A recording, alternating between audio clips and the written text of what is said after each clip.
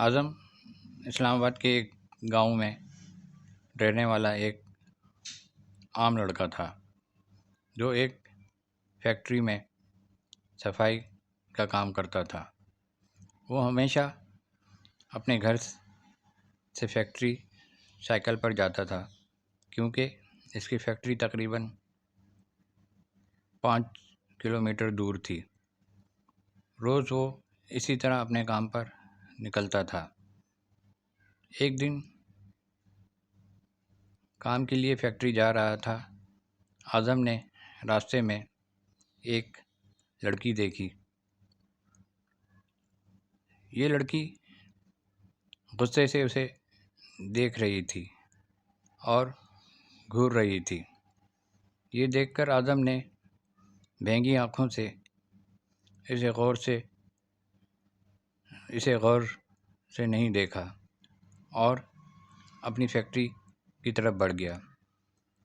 کچھ دنوں تک وہ لڑکی روز اسی طرح چوراہے پر کھڑی اعظم کو گھورتی رہتی۔ اعظم نے اس لڑکی کی طرف دیکھا اور سیدھا اپنے کام پر چلا گیا۔ ایک ہفتہ اسی طرح گزر گیا اور وہ لڑکی اچانک سے وہاں سے غائب ہو گئی۔ یہ دیکھ کر اعظم حیران ہو گیا اور سوچنے لگا ایسا ہوا کیا کہ وہ لڑکی وہاں نہیں ہے۔ وہ ڈر گیا اور اپنا کام شروع کر دیا، لیکن اس کا دماغ یہ سوچ کر پریشان تھا آخر وہ لڑکی کون تھی۔ ایک دن شام کو جب اعظم گھر پہنچا تو اسے اپنے بستر پر ایک خط نظر آیا۔ اس میں لکھا تھا، میرا نام زہرا ہے، میں ایک ہفتے پہلے آپ کو ہر روز ایک چوراہے پر دیکھتی تھی۔ کل شام کو تم وہاں میرا انتظار کرنا۔ اس خط میں ایک تصویر بھی تھی جو چوراہے پر کھڑی لڑکی کی تصویر سے ملتی تھی۔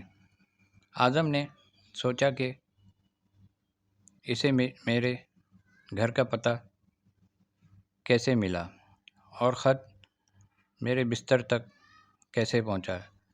یہ سوچ کر وہ سو گیا۔ اگلے دن جب وہ اٹھا اور کام پر جانے نکل رہا تھا تو اسے خط والا واقعہ یاد آ گیا۔ وہ سائیکل پر فیکٹری پہنچا اور سارا دن اس لڑکی کے بارے میں سوچتا رہا۔ شام کو وہ چوراہے پر پہنچا اور لڑکی کا انتظار کرنے لگا۔ کافی انتظار کیا لیکن وہ نہیں آئی۔ اعظم انتظار کرتے کرتے تھک گیا تھا، اس لیے گھر کی طرف روانہ ہو گیا۔ گھر آتے ہی اس نے سوچا کیوں نہ خط پر لکھے پتے پر جا کر لڑکی سے مل لیا جائے۔ تقریباً رات ہو چکی تھی۔ اس نے صبح سویرے اس لڑکی کے گھر جانے کا سوچا۔ صبح ہوتے ہی اعظم خط پر لکھے پتے پر پہنچ گیا۔ وہاں جا کر دروازے کی گھنٹی بجائی تو ایک آدمی نکلا۔ اعظم نے اس سے کہا کہ میں زہرا سے ملنا ہے۔ یہ سن کر وہ شخص چونک گیا۔ جواب میں اس نے پوچھا، کیا تم کو زہرا سے ملنا ہے؟ اس کو تو مرے ہوئے 7 مہینے ہو گئے ہیں۔ یہ سن کر اعظم کے ہوش اڑ گئے۔ خوف سے اس کا جسم کانپنے لگا۔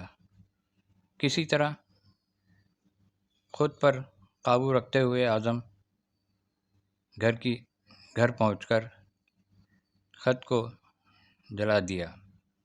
اس کے ذہن میں طرح طرح کے سوالات اٹھنے لگے۔ اس کا خیال تھا